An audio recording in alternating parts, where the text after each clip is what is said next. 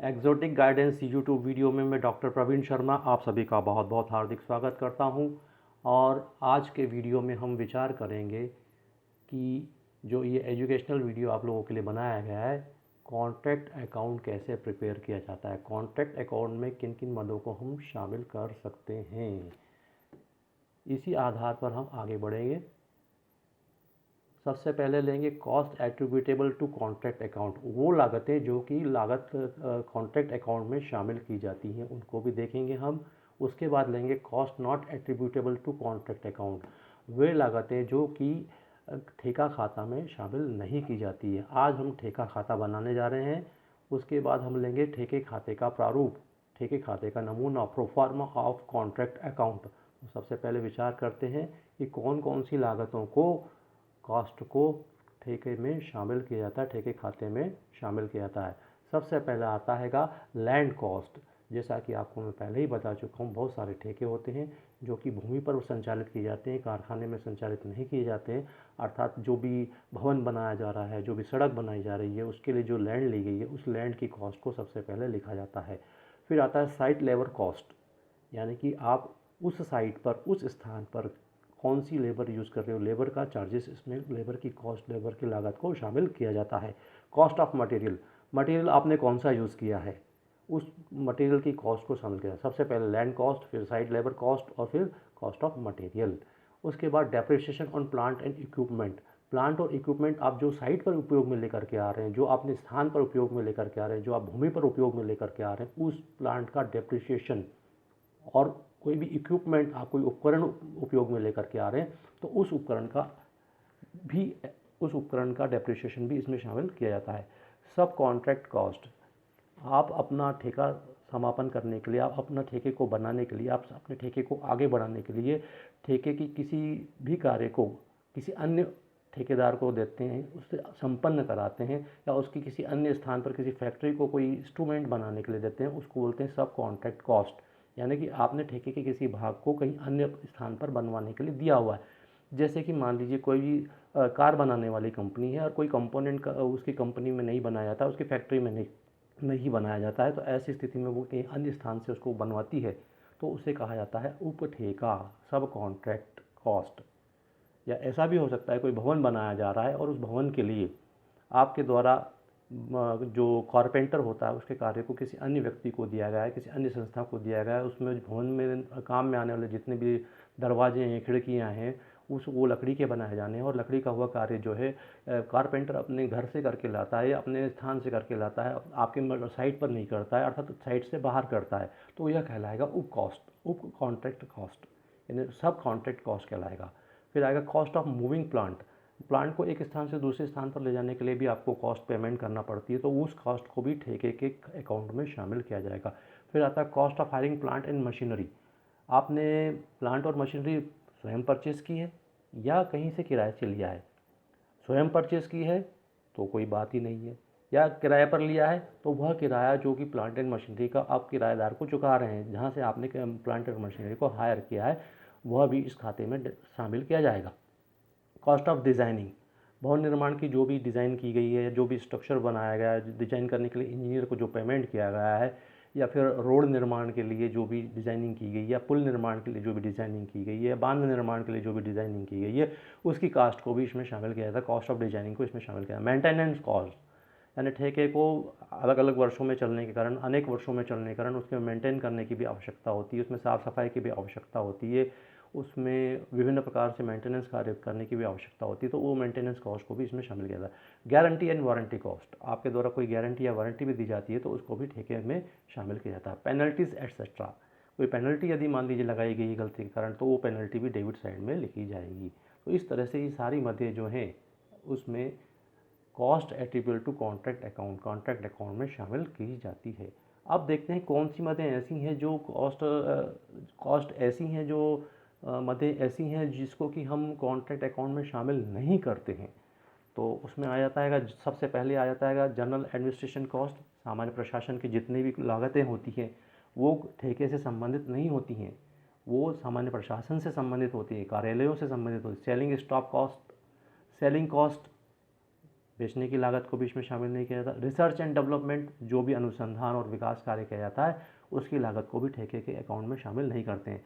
कोई ऐसा प्लांट है, कोई ऐसा मशीनरी है, कोई ऐसा इक्विपमेंट है, कोई ऐसा उपकरण है जो कि सुस्त पड़ा हुआ है, जिसका उपयोग आपने ठेके पर नहीं किया है, तो उसका डिप्रिसिएशन भी शामिल करने का अधिकार कॉन्ट्रैक्ट अकाउंट में आपको नहीं होता है। You will not be able to include that type of depreciation in contract account. कैसे? जो प्लांट और जो मशीनरी सामान्य रूप से काम में नहीं लेके आई जा रही है, आइडियल है, उपयोग में नहीं लाई जा रही है। कॉस्ट ऑफ अनकंज्यूम्ड मटेरियल, ऐसा मटेरियल आपने जो ठेके पर तो रखा हुआ है लेकिन उसका उपयोग आपने नहीं किया है। मान लीजिए 10 लाख का मटेरियल आपने ठेके पर भेजा है, ठेके स्थान पर 10 लाख रुपए का मटेरियल भेजा, उसमें से 9 लाख का मटेरियल ही आपने यूज़ किया है और 1 लाख रुपए का मटेरियल शेष बचा हुआ है, तो remaining part of that material will not be included in contract account. Advance payment to sub contractor, आप उप ठेके पर कार्य कराते हैं, उप ठेके पर कार्य कराने के कारण आपको उप ठेकेदार को कुछ पेमेंट करना पड़ता है, उस पेमेंट को भी आपको कॉन्ट्रैक्ट अकाउंट में शामिल नहीं करना होता है। जो एडवांस पेमेंट आपने दिया, जो अग्रिम राशि आपने दी है, वो इसमें शामिल नहीं की जाएगी।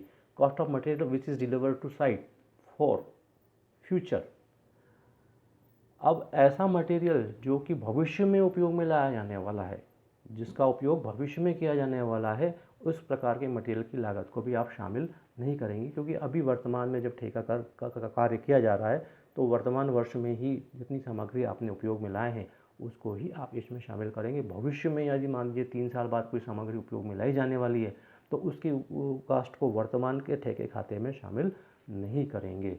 इस प्रकार से ये मदें हैं जिनको कि कॉन्ट्रैक्ट अकाउंट में शामिल नहीं किया जाता है।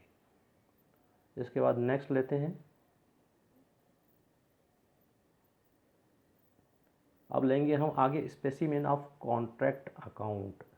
जो ठेका खाता होता है उसका नमूना, उसका सैंपल, उसका प्रोफार्मा कैसा होता है।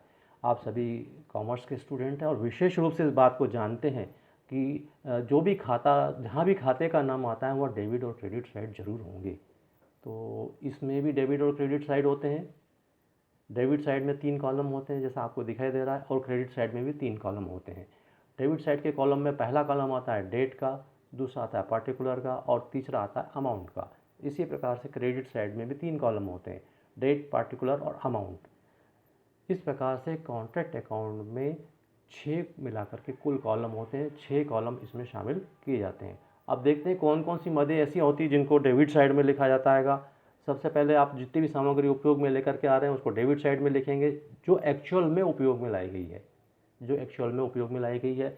जैसे कि टू मटेरियल डेबिट साइड में लिखा जाएगा। To plant and tools cost of installation, यदि आपने कोई प्लांट लगाया है, कोई टूल लगाया है और उसको इंस्टॉल भी किया है, लगाने, लाने और इंस्टॉल करने की सारी लागतों को ठेका खाते में शामिल किया जाता है। डेप्रिसिएशन, यदि कोई प्लांट लिया है उसका डेप्रिसिएशन भी इसमें लाया गया। Is used for various contracts, इस कॉन्ट्रैक्ट को, यदि कोई प्लांट अलग अलग कॉन्ट्रैक्ट में यूज़ किया गया लेकिन इस पर्टिकुलर कॉन्ट्रैक्ट में भी उसको उपयोग में लाया गया है तो उस प्लांट का डेप्रिसिएशन भी यहाँ पर लगाया जाएगा। यदि ऐसा नहीं किया गया है और आपने प्लांट को किराए पर लिया है, और rent if plant is hired, आपने खुद का प्लांट नहीं लगाया है, किराए से लिया है, तो उस किराए पर लिए गए प्लांट या उपकरण का जो किराया होगा वह भी डेबिट साइड में शामिल किया जाएगा। फिर अगली मद आती है to wages paid plus outstanding, wages कितनी चुकाई गई है उस पर्टिकुलर कॉन्ट्रैक्ट अकाउंट से संबंधित, या उस पर्टिकुलर कॉन्ट्रैक्ट अकाउंट से संबंधित कितनी वेजेस अभी बाकी है उसको भी लिखा जाता है। To direct expenses paid and accrued, आपने कितने प्रत्यक्ष व्यय उस पर्टिकुलर ठेके से संबंधित किए, पर्टिकुलर कॉन्ट्रैक्ट से संबंधित किए हैं, और कितना एक्रूड है, अभी कितना जो है एक्रूड हुआ है, उपार्जित हुआ है। आपने सेवाएं तो ले ली है लेकिन पेमेंट आपने अभी नहीं किया है, इसको बोलते हैं एक्रूड। सेवाएं आपने ले ली है लेकिन पेमेंट अभी करना बाकी है। तो डायरेक्ट एक्सपेंसेस पेड कितना चुकाया है और कितना अभी आपको देना बाकी है, वो दोनों मिला करके जोड़ करके लिखे जाते हैं। मान लीजिए डायरेक्ट एक्सपेंसेस 500 रुपये हैं और एक्रूड 400 रुपये हैं, तो 500 प्लस 400 दोनों को मिला करके 900 रुपये इसमें लिखे जाएंगे। सब कॉन्ट्रैक्ट की कॉस्ट भी कॉन्ट्रैक्ट अकाउंट में शामिल की जाती है। उप ठेके की लागत, जैसा कि डेबिट साइड में दिख रहा है आपको, उप ठेके की लागत भी इसमें शामिल की जाती है। फिर उसके बाद नंबर आता है, क्रम आता है, indirect expenses paid plus accrued. जितने भी अप्रत्यक्ष हुए ठेके से संबंधित हैं वो यदि चुकाए गए हैं या फिर वो यदि अभी बाकी हैं तो उनको भी इसमें शामिल किया जाता है। प्रॉफिट ऑन प्लांट और material sold, by the way मान लीजिए उसी ठेके पर कोई प्लांट काम में आ रहा था तो उस प्लांट को यदि आपने सोल्ड किया है, या कोई मटेरियल काम में आया है तो मटेरियल का कुछ भाग आपने सोल्ड किया है और उस पर यदि आपको लाभ हुआ है तो उस लाभ को भी उसमें शामिल किया जाएगा, कॉन्ट्रैक्ट अकाउंट के डेबिट साइड में लिखा जाएगा। प्रॉफिट ऑन प्लांट और machinery material sold, extra works done, कोई अतिरिक्त कार्य जो है ठेकादाता के द्वारा, कॉन्ट्रैक्टी के द्वारा कॉन्ट्रैक्टर को दिया गया है। मान लीजिए कहीं पर कोई भवन का निर्माण होना है, उसमें किसी निश्चित स्थान पर भवन का निर्माण किया जा रहा था, लेकिन उसके पास में भी नया काम उसको छोटा सा दे दिया गया है कि आपको साइड में कुछ बाथरूम बनाना है, साइड में कुछ ऑफिस बनाना है भवन के साइड में, और ये कॉन्ट्रैक्ट चलते के दौरान बीच में नया काम आया है तो एक्स्ट्रा वर्क कहलाएगा, अतिरिक्त कार्य कहलाएगा। तो इस कार्य को करने के लिए जितनी भी लागत लगती वो इसके डेबिट साइड में लिखी जाएगी। एक्स्ट्रा वर्क्स डन, इसको क्या बोलेंगे, एक्स्ट्रा वर्क्स डन, अतिरिक्त कार्य करने की लागत। तो इस तरह से डेबिट साइड में ये सारी मदों को हम शामिल करते हैं। अब बात करते हैं क्रेडिट साइड में शामिल की जाने वाली मदें। कॉन्ट्रैक्ट अकाउंट के क्रेडिट साइड में कौन कौन सी मदों को शामिल किया जाता है। अब जहाँ डेबिट साइड में हमने जो मटेरियल आया था उसको लिखा था, अब ठेके से जो मटेरियल जाएगा उसको हम क्रेडिट साइड में लिखेंगे, जमा पक्ष में लिखेंगे। तो सबसे पहली आइटम आती है नंबर 1 पे, बाय मटेरियल, मटेरियल लिखा जाएगा। लेकिन वो मटेरियल कौन कौन से प्रकार का हो सकता है उस पर विचार करते हैं। सबसे पहले आता है रिटर्न टू स्टोर, ऐसी सामग्री जो कि वापस स्टोर को लौटाई गई है, स्टोर को वापस भेज दी गई है, काम में नहीं आ रही थी इसलिए इसको वापस लौटाया गया है, तो उसको क्रेडिट साइड में लिखा जाएगा। ट्रांसफ़र टू अदर कॉन्ट्रैक्ट, किसी अन्य ठेके को, मान लीजिए 2 ठेके चल रहे हैं, ठेका ए चल रहा है और ठेका बी चल रहा है, तो ठेके ए से ठेके बी में यदि कोई सामग्री ट्रांसफ़र की गई है, हस्तांतरित की गई है, स्थानांतरित की गई है तो उसको भी इसमें शामिल किया जाएगा। बाय मटेरियल सोल्ड, यदि कोई ठेके से किसी सामग्री को बेचा गया है तो उस राशि को यहाँ पर लिखा जाएगा। हालांकि सामग्री बेचना ठेकेदाता का कार्य नहीं होता है, लेकिन कुछ मटेरियल यदि उसने सोल्ड कर दिया, कुछ सामग्री उसने बेच दी है तो बेची गई सामग्री की लागत को जमा पक्ष में दर्शाया जाएगा। लॉस्ट और प्रॉफिट, लॉस्ट और थेफ्ट और डिस्ट्रॉयड, यदि कोई मटेरियल चोरी चला गया है, यदि कोई मटेरियल डिस्ट्रॉय हो गया है, नष्ट हो गया है या गुम गया है, मिल नहीं रहा है, तो ऐसे मटेरियल को भी क्रेडिट साइड में लिखा जाता है। और सबसे अंत में आता है साइट पर जो मटेरियल आपके हाथ में बचा हुआ है, मटेरियल इन हैंड, यानी कि स्टॉक में जो मटेरियल साइट पर है उसको क्रेडिट पक्ष में दिखाया जाता है, जमा पक्ष में दिखाया जाता है। इसी तरह से प्लांट के बारे में भी ट्रीटमेंट किया जाता है। अभी तक हमने मटेरियल के बारे में ट्रीटमेंट देखा है, अब प्लांट के बारे में ट्रीटमेंट देते हैं। सबसे पहले plant, by plant return to store, ऐसा प्लांट जो कि वापस स्टोर को लौटाया गया है।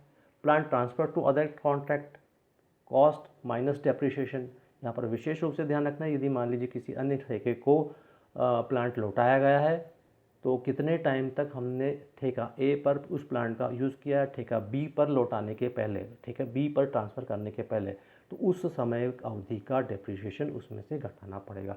क्या कोई प्लांट सोल्ड किया गया है तो आइटम नंबर सी में आपको स्पष्ट दिखाई दे रहा है, प्लांट सोल्ड।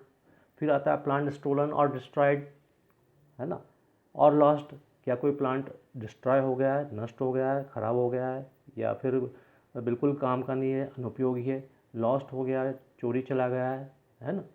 इन हैंडेड और साइट, जो भी प्लांट अभी वर्तमान में ठेका संपन्न होने के पहले हमारे यहाँ पर है, प्लांट जो है साइट पर मौजूद है, तो उसको भी क्रेडिट पक्ष में दर्शाया जाएगा। लेकिन इसको कैसे मूल्यों पर दर्शाया जाएगा, इसका पुनर्मूल्यांकन किया जाएगा, रिवैल्यूड प्राइस पर किया जाएगा इसका मूल्यांकन। पुनर्मूल्यांकन आप जानते हैं कि वर्तमान में इसका कितना मूल्य है और प्रारंभ में इसकी लागत कितनी रही थी, उसके आधार पर रिवैल्यूड करके ही हम कॉन्ट्रैक्ट अकाउंट में उसको दर्शाएंगे। मान लीजिए जब हमने प्लांट खरीदा था उस समय 1,00,000 रुपये की लागत थी और अभी जब अंत में इसकी लागत 90,000 रुपये है तो 90,000 रुपये की लागत पुनर्मूल्यांकित लागत को ही हम शामिल करेंगे। फिर आता है प्रॉफिट और लॉस ऑन मटेरियल और plant sold, stolen, lost, destroyed etcetera.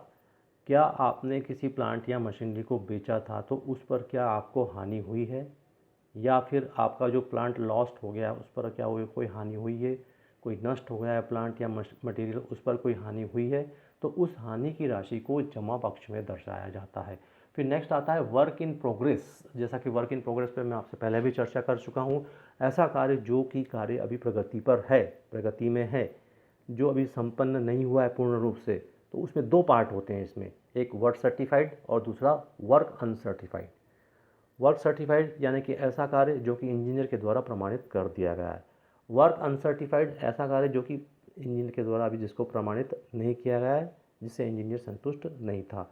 तो चालू कार्य की अवस्था में सर्टिफाइड वर्क और अनसर्टिफाइड वर्क दो प्रकार के मदों को हम शामिल करते हैं। अब ये ध्यान रखना है कि ठेके में क्या स्थिति बनती है। डेबिट साइड का हमने टोटल लगाया, क्रेडिट साइड का टोटल लगाया, तो कौन से साइड का टोटल ज़्यादा है, कौन से पक्ष का टोटल ज़्यादा है, उसी हिसाब से हम ठेके खाते के बैलेंस को निकालेंगे। मान लीजिए यदि डेबिट साइड का टोटल ज़्यादा है तो क्रेडिट साइड में यदि कम राशि आ रही है तो बैलेंस ब्रेक डाउन करके लिखा जाएगा क्रेडिट पक्ष में। यदि क्रेडिट पक्ष का टोटल ज़्यादा है, डेबिट पक्ष का टोटल कम है, तो टू बैलेंस ब्रेक डाउन करके डेबिट साइड में दर्शाया जाएगा। इस तरह से दोनों पक्षों का योग बराबर करके लिखा जाएगा।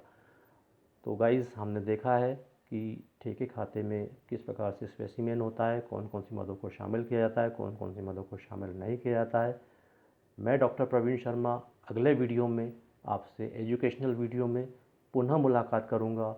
तब तक के लिए धन्यवाद। वीडियो में बने रहिएगा, चैनल को सब्सक्राइब कीजिएगा। यदि वीडियो पसंद आया तो अन्य व्यक्तियों को अवश्य ट्रांसफ़र कीजिएगा।